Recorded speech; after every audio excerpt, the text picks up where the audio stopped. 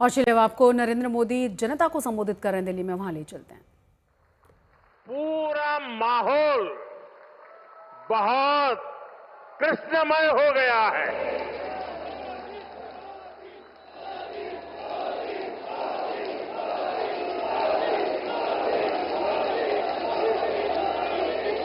साथियों, अगस्त का ये महीना आजादी के रंग में, क्रांति के रंग में रंगा होता है।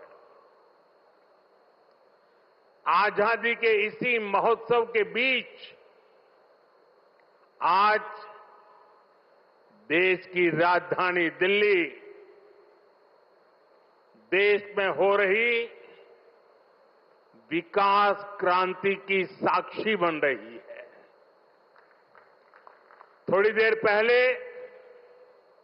दिल्ली को द्वारका एक्सप्रेसवे और अर्बन एक्सटेंशन रोड की कनेक्टिविटी मिली है।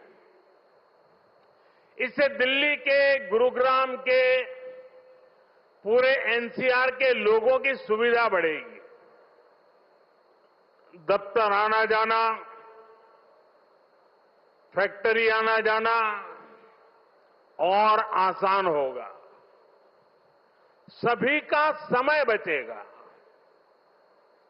जो व्यापारी, कारोबारी वर्ग है, जो हमारे किसान हैं, उनको विशेष लाभ होने वाला है। दिल्ली एनसीआर के सभी लोगों को इस आधुनिक सड़कों के लिए, आधुनिक इंफ्रास्ट्रक्चर के लिए बहुत बहुत बधाई देता हूं। साथियों, परसों 15 अगस्त को लाल किले से मैंने देश की अर्थव्यवस्था, देश की आत्मनिर्भरता और देश के आत्मविश्वास पर विश्वास से बात की है। आज का भारत क्या सोच रहा है, उसके सपने क्या है, संकल्प क्या है, ये सब कुछ आज पूरी दुनिया अनुभव कर रही है।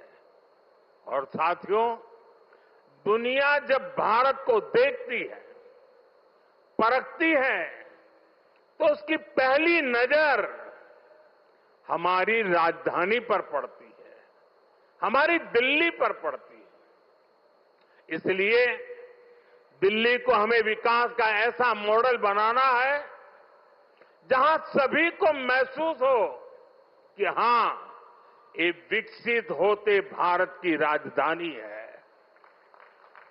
साथियों, बीते 11 साल से केंद्र में भारतीय जनता पार्टी की सरकार ने इसके लिए अलग अलग स्तरों पर निरंतर काम किया है।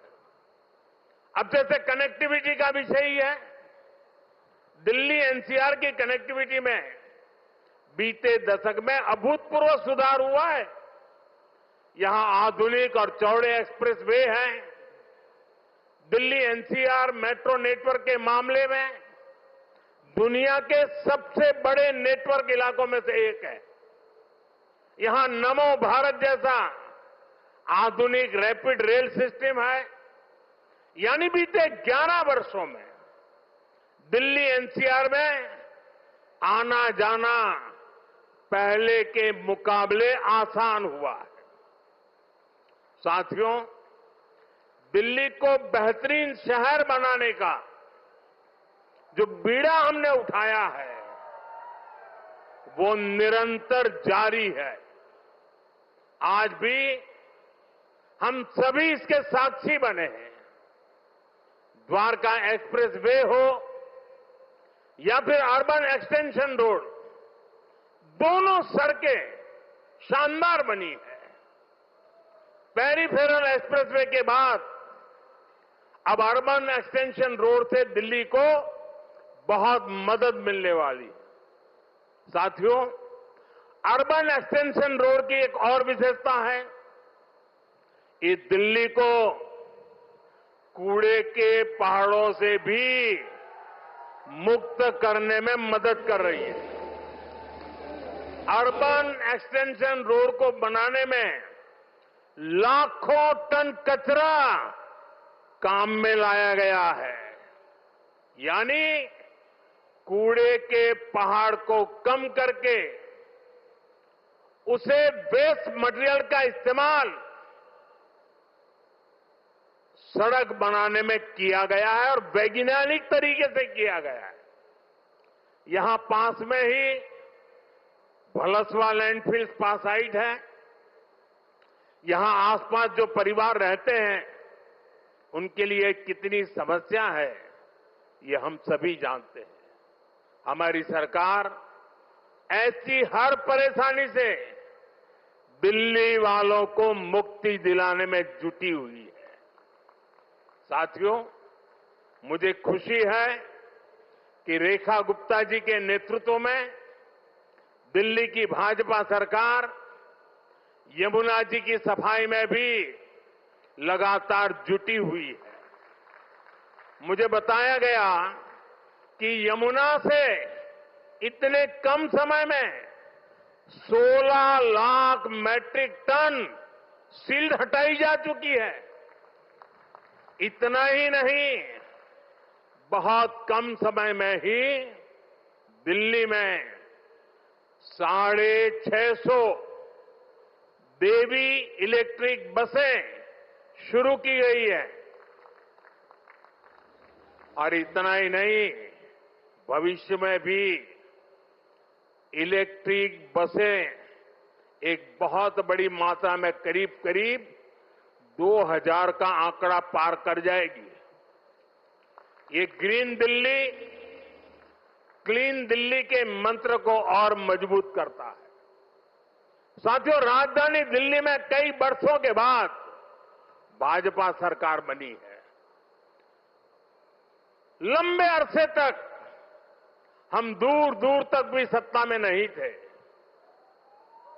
और हम देखते हैं कि पिछली सरकारों ने दिल्ली को जिस प्रकार से बर्बाद किया, दिल्ली को ऐसे गड्ढे में गिरा दिया था। मैं जानता हूं भाजपा की नई सरकार को लंबे अरसे से मुसीबतों बढ़ती जो गई थी, उसमें से दिल्ली को बाहर निकालना कितना कठिन है। पहले तो वो गड्ढा भरने में ताकत जाएगी और फिर बड़ी मुश्किल से कुछ काम नजर आएगा। लेकिन मुझे भरोसा है, दिल्ली में जिस टीम को आपने चुना,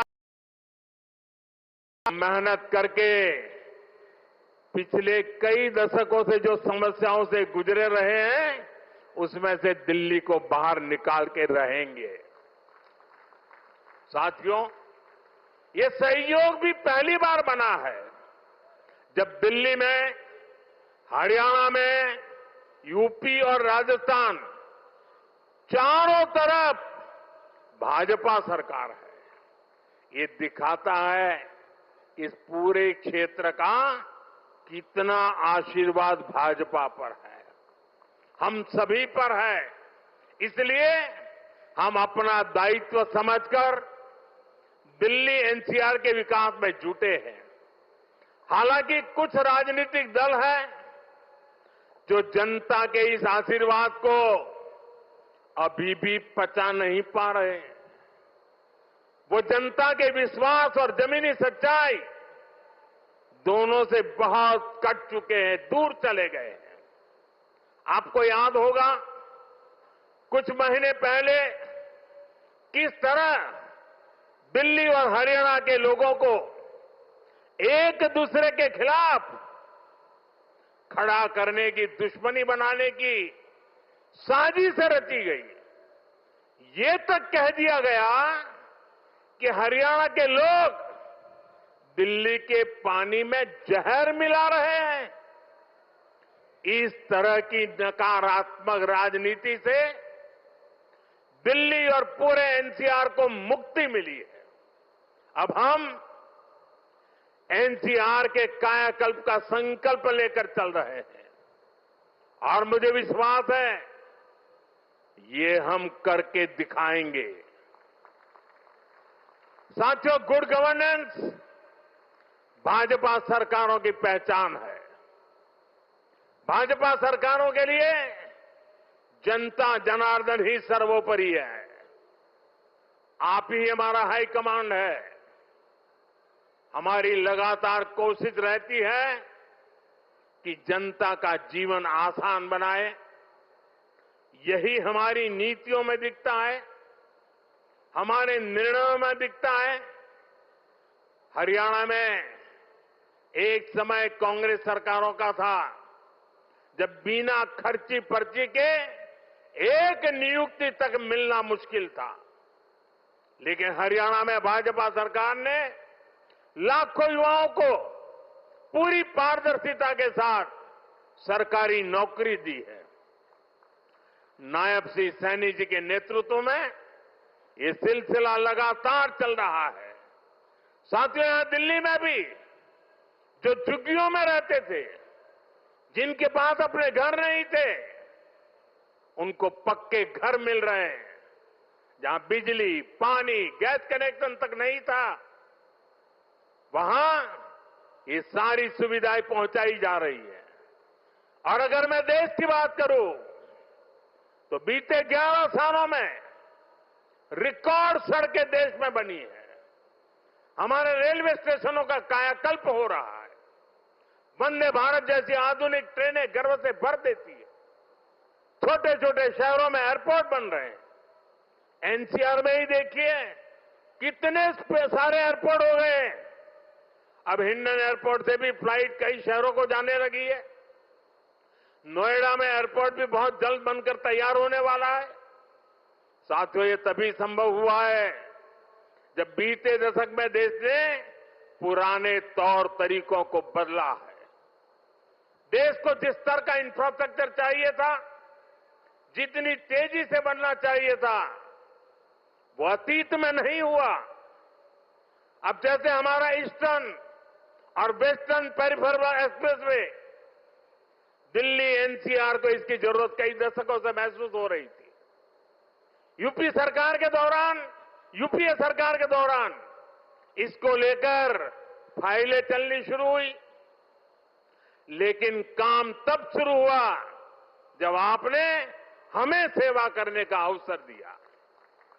जब केंद्र और हरियाणा में भाजपा सरकारें बनी, आज ये सड़कें बहुत बड़ी शान से सेवाएं दे रही है। साथियों, विकास परियोजनाओं को लेकर उदासीनता का ये हाल सिर्फ दिल्ली एनसीआर का नहीं था, पूरे देश का था। एक तो पहले इंफ्रास्ट्रक्चर पर बजट ही बहुत कम था। जो प्रोजेक्ट सैंक्शन होते थे वो भी सालों साल तक पूरे नहीं होते थे। बीते 11 सालों में हमने इंफ्रास्ट्रक्चर का बजट 6 गुना से अधिक बढ़ा दिया है। अब योजनाओं को तेजी से पूरा करने पर जोर है। इसलिए आज द्वारका एक्सप्रेसवे जैसे प्रोजेक्ट तैयार हो रहे हैं।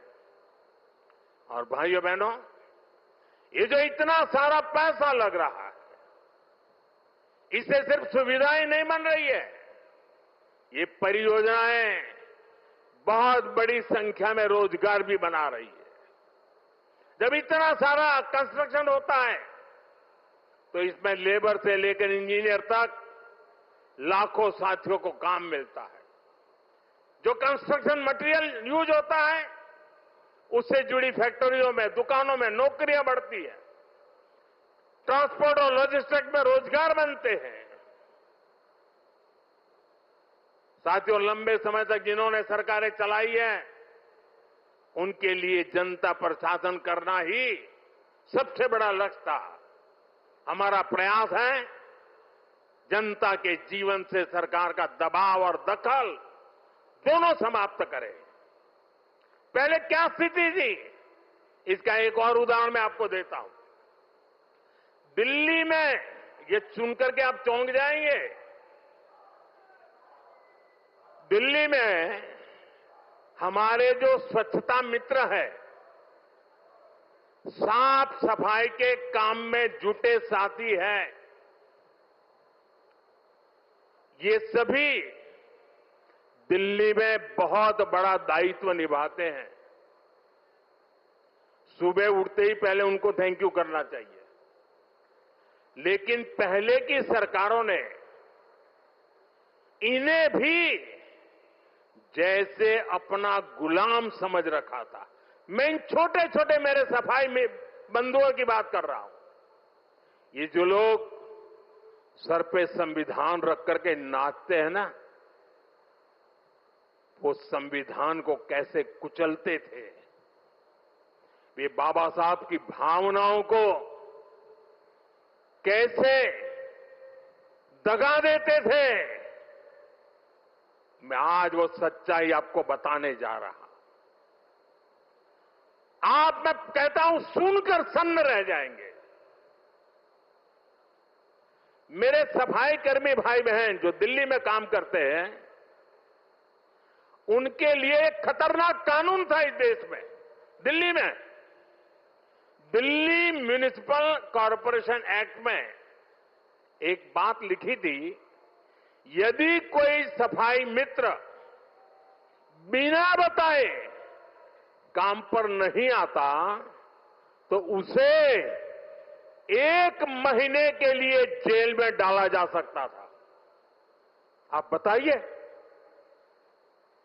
खुद सोचिए, सफाई कर्मियों को लोग क्या समझते थे? क्या आप उन्हें जेल में डाल देंगे, वो भी एक छोटी सी गलती के कारण? आज जो सामाजिक न्याय की बड़ी बड़ी बातें करते हैं, उन्होंने ऐसे कई नियम कानून देश में बनाए रखे हुए थे। ये मोदी है जो इस तरह के गलत कानून को खोज करके खत्म कर रहा है।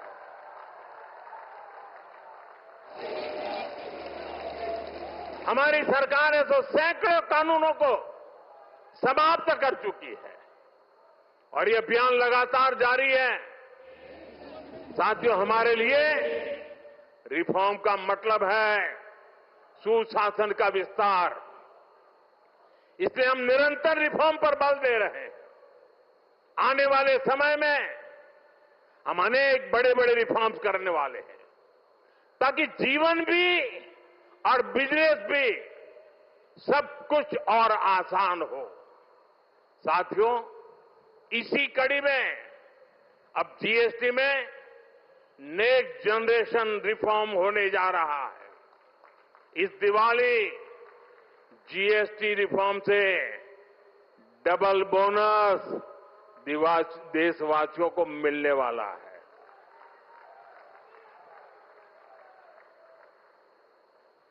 हमने इसका पूरा प्रारूप राज्यों को भेज दिया है।